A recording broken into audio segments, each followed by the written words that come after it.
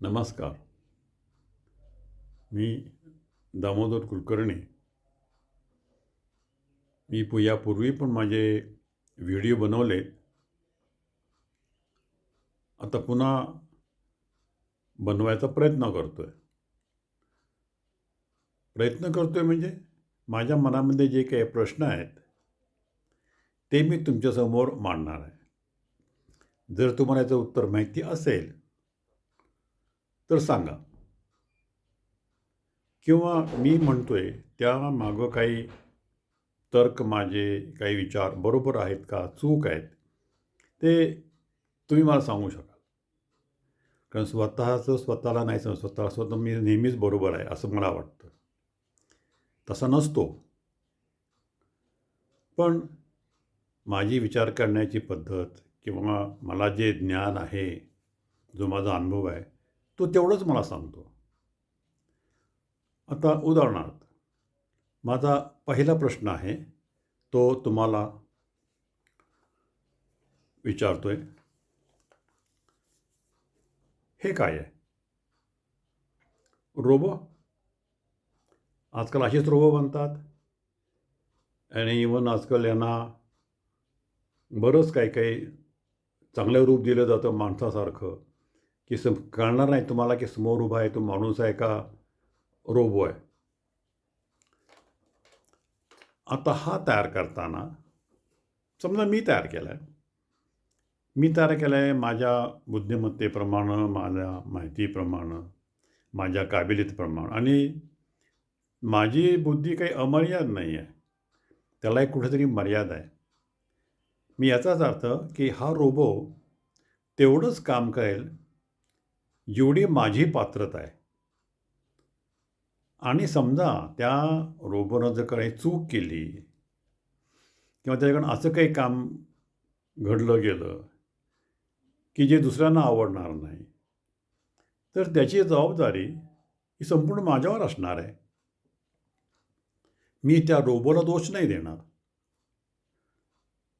कारण रोबो तेच करतोय जे मी त्याला शिकवले किंवा मी त्याच्याकडनं जे करून घेऊ इच्छितो तेवढंच करतोय. आता हेच बघा ना, की आपण म्हणतो की जगामध्ये कुठलंही पानसुद्धा देवाच्या इच्छेशिवाय हलत नाही किंवा पडत नाही. प्रत्येक ठिकाणी त्याची इच्छा असते, तो त्याच्या इच्छेप्रमाणे करून घेतो. आणि तसंच आज जगामध्ये हजारो जनावरं, हजारो माणसं, आपण काहीतरी सहस्र योनी म्हणतो, त्याच्यामध्ये आपला जन्म घ्यायला लागतो. ही सगळे जी उत्पत्ती आहे ती आपण समजतो की देवानं निर्माण केलेली आहे. आता खरं बघितलं तर मी आणि हा रोबो याच्यामध्ये जास्त काही फरक आहे का? नाही. आता हेच बघा, हा मी आहे, माझ्यासारखाच आहे. फक्त जर तुम्ही वरचं कव्हर बदली करून माझ्या आत्ता हे असं जर घातलं तर तुम्ही त्याला माझ्या नावानं ओळखू शकाल. पण असे हजारो रोबो जे की विधात्यानं बनवलेले आहेत आणि या पृथ्वीवर ते हिंडतायत, निरनिराळी कामं करतायत. आता जर यांच्याकडून चूक झाली, किंवा चूक म्हणजे कुणाला वाटेल चूक आहे, कुणाला वाटेल बरोबर आहे. माझ्याकडनं चूक झालेली मला कदाचित पहिल्यांदा नाही वाटणार चूक आहे म्हणून, कारण मी काही इंटेन्शनली केलेलं नाही आहे. चुकून चूक झाली, पण कर्म तर झालं. मग त्याची शिक्षा किंवा त्याचं फळ कोणाला मिळालं पाहिजे? जो रोबोनं केलेली चूक, त्याची शिक्षा जर मला मिळणार असेल, तर मी केलेली चूक किंवा माझ्याकडून घडलेली चूक याची शिक्षा कोणाला मिळायला पाहिजे? मला मिळायला पाहिजे का ज्यानं मला बनवलं त्याला मला मिळालं पाहिजे?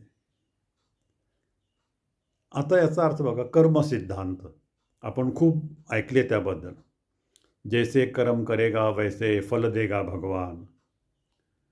अच्छा कर्म किया अच्छा फल मिलेगा, बुरा कर्म किया बुरा फल मिलेगा. लेकिन अच्छा और बुरा ये कौन डिसाइड करेगा? हर एक के लिए अलग अलग है. वो कहते हैं ना कि एक के लिए जहर है, दूसरे के लिए वही दवा है। तो अभी ये जिसने बनाया है, अभी किसको दोष दोगे? जिसको गलत लग रहा है उसने अगर वो लिया, उसको कुछ हुआ, उसके जिम्मेवार कौन? तो अगर अच्छा हो गया तो मेरी वाह वाह होगी, लेकिन अगर वो गलत हुआ, कोई नुकसान हुआ, तो सज़ा मुझे मिलेगी।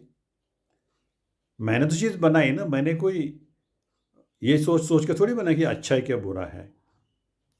वैसे ही मेरे हाथ से, या मैं स्वस्थ खुद को रोबो ही मानता हूँ, मेरे से जो भी एक्शन होगी, जो भी कर्म होगा, वो मेरे से कोई करवा रहा है। क्यों करवा रहा है? क्योंकि मुझे उसने उतनी ही बुद्धि दी है। अभी देखो ना, हमारे 5 ज्ञानेंद्रिय हैं, 5 कर्मेंद्रिय हैं, और बुद्धि नाम का एक उस कंट्रोल रखा हुआ है, जो हमारे रोबो में मैंने बना के रखा हुआ है या हमने बना के रखा है। तो मैं उतना ही काम करूँगा, इतनी मेरी काबिलियत है जितने की मुझे वो दी गई है। और वो शुरू से होता है, मैं किस माँ बाप से कि पेट से जन्म लिया है, उनके संस्कार क्या है, मेरे बचपन के संस्कार क्या है, मेरे दोस्त मुझे कैसे मिले हैं, मुझे गुरु मुझे कैसे मिले हैं, मेरी खुद की काबिलियत बुद्धि की क्या है, क्या क्या ग्रास्प करनी है। और उसमें भी इन सब चीज़ों का असर होता है कि वो ज्ञान जो मेरे पास है उसका इस्तेमाल कैसे है, कैसे हो रहा है। और वो भी मैं नहीं करूँ, वो भी मेरे से करवाया जा रहा है, क्योंकि मैं तो रोबो रोबो हूँ। तो मेरी हर एक्शन का जिम्मेवार क्या मैं खुद ही हूँ? क्या उसकी सज़ा मुझे मिलनी चाहिए, या जिसने मुझे बनाया उसको मिलनी चाहिए? ये मेरा पहला सवाल है। अब इसको मैं एक्सप्लेनेशन आपको अगले एपिसोड में करूँगा। तब तक के लिए नमस्कार, धन्यवाद।